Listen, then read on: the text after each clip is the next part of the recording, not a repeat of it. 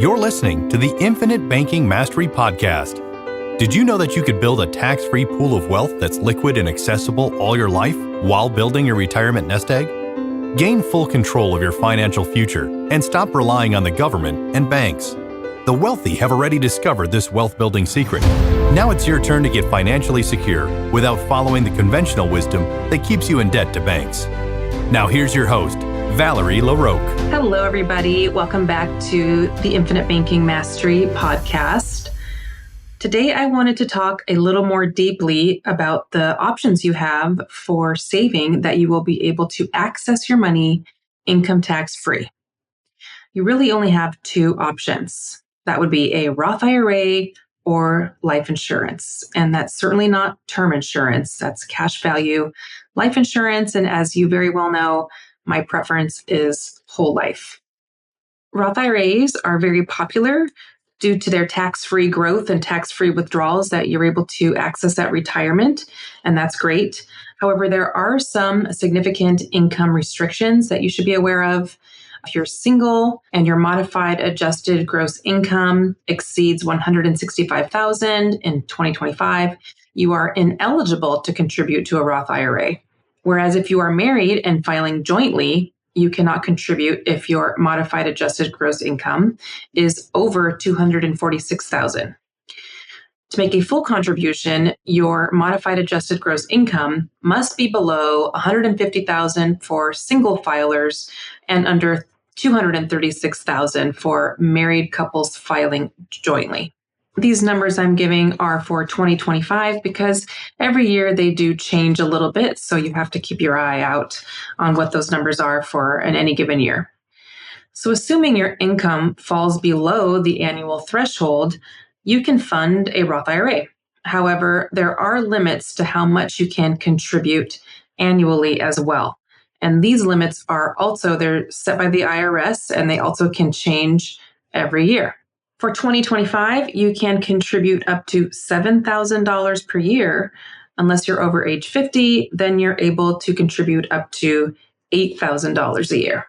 Now, for someone or a couple making pretty good income, this is a really low contribution amount that you're even able to contribute to an IRA.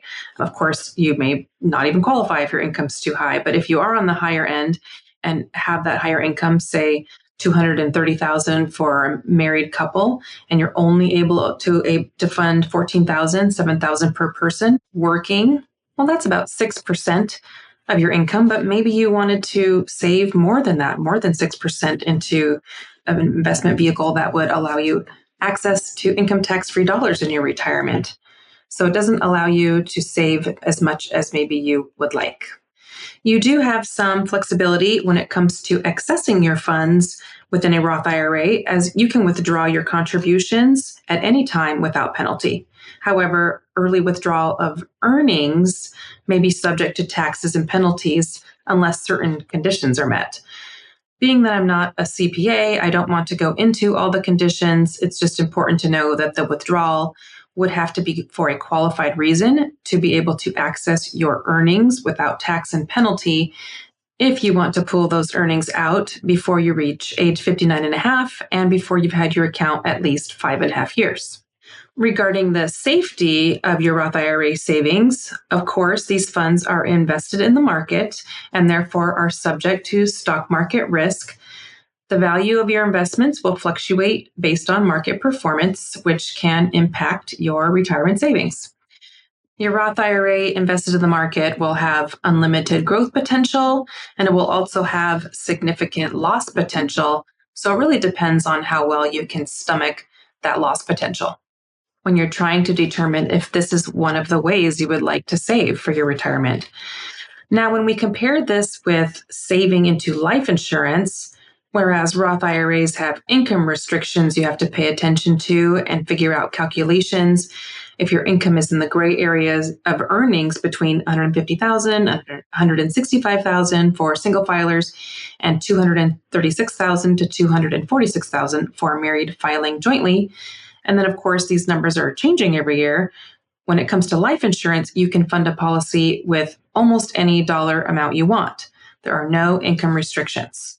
Now, I have mentioned before that there are restrictions such as on how much of your total income you can fund into a policy, only because underwriters will wonder how you can afford a policy if you're trying to put, say, 50% of your income into it. But other than that, you have a lot more room to fund at a higher level. Usually that doesn't become an issue for someone because they're able to save as much as they want to without hitting those underwriting restrictions.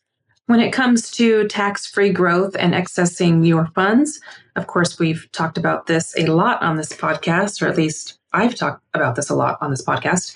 The cash value of life insurance policies grows tax deferred and also is accessible all your life, income tax free, super awesome. So long as your policy was structured and managed correctly and you are accessing the funds correctly. When thinking about your future, it is so important, I think, to make sure you have an account that you can access income tax free. Always remember that when it comes to retirement accounts, it's like having Uncle Sam as a business partner, except this business partner can change his partnership percentage of your account whenever he needs more money. With our country's ginormous debt looming over us and the fact that our country spends way more than we bring in, it only makes sense that Uncle Sam would have to take more of our money in the form of taxes. And if they raise your tax bracket, any income taken from your retirement accounts will have to pay taxes at that higher rate. Now, moving on, Roth IRAs will experience stock market risk, whereas your whole life insurance contract will experience no market risk, my favorite, but instead will experience guaranteed cash values and dividends, so long as your policy is with a mutual company. Some of my other benefits to whole life are the legacy you will leave your family. So if you have $100,000 in your Roth IRA versus $100,000 in your life insurance policy and pass away, your family would receive the $100,000 from the Roth IRA versus, say, like $1 million death benefit from a whole life policy. Now, of course, that depends on the age that you acquire the policy, how long you've had it, and how much the $100,000 buys because of your age and all of that. But still a sizable death benefit as opposed to just the value of the Roth IRA. And side note, if you leave your Roth IRA to someone other than your spouse, they will be required to deplete that fund by the end of 10 years, within 10 years. Of course, another major benefit would be the ability to utilize the infinite banking concept and borrow against the growing equity inside your policy, while your funds continue to grow, experiencing uninterrupted compounding interest. You're able to borrow at very low rates, fixed or variable loan rates, your choice depending on the company, and low fixed loan rates are guaranteed the rest of your life. And with the flexibility to pay back the loan whenever and however it works best for you. And then there's the critical, chronic, and terminal illness riders, which I talk about all the time, that gives you access to a portion of the death benefit for a critical illness, up to 50% of the death benefit for a need that qualifies for long-term care. In order to trigger that rider, you would have to be unable to perform 2 out of the 6 activities of daily living. And then there's also the benefit where you would be able to access up to 75% of your death benefit for a terminal illness. Now, different companies have different amounts that you can access and different tweaks to these riders. Some don't have all 3 categories. It just depends on the company. But there are just so many more good things to me when I'm considering, do I want to save dollars into a cash value whole life policy, a dividend paying policy with a mutual life insurance company, or would I want to invest some money into a Roth IRA? I'm choosing whole life all day long for myself. So in summary, while Roth IRAs do provide some flexibility and tax-free growth, they come with income and contribution limits.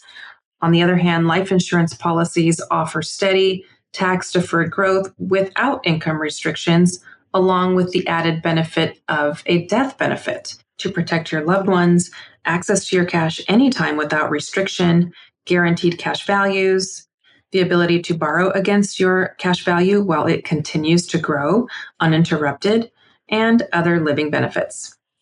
So if this is something you are ready to look into for yourself, whole life insurance and how you can begin implementing the infinite banking concept, and you would like to partner with a knowledgeable IBC practitioner and coach, feel free to reach out to me. You can reach me at Valerie@alphaomegawealth.com. I would love to meet you, help you get started, and become your IBC coach for your financial success. Thank you so much for listening. Have a wonderful week.